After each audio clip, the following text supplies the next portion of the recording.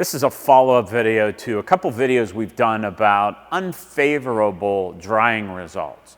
And really where we're seeing it in is our new high-efficiency dishwashers, stainless steel dishwashers, especially the ones that do not have an exposed heating element at the bottom, because that exposed heating element helps to dry your dishes.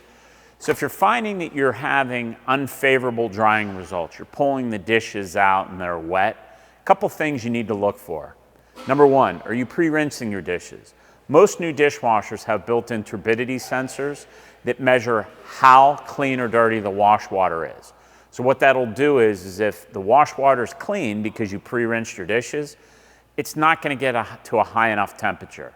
And a lot of our stainless steel dishwashers without heating elements use condensation dry, meaning they use that residual heat left over from the wash water to dry your dishes in conjunction with rinse aid. So you have to make sure you're using rinse aid.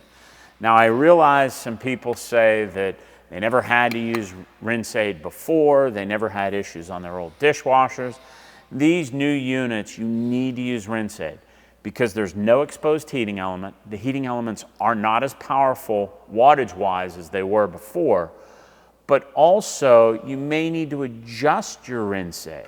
So some of our dishwashers have, inside, they may have an adjustment that you can manually change, kind of like this GE right here, that there's an arrow that you can adjust the amount of rinse aid being dispensed. So the higher the number, the more rinse aid comes out.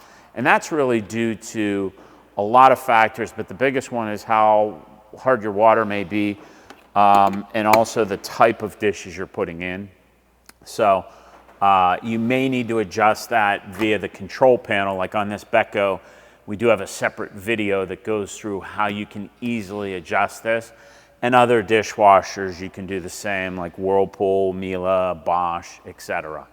But hopefully this answered some of your questions. We'd love to hear comments below, and we can definitely continue the discussion. But thank you, as always, for watching.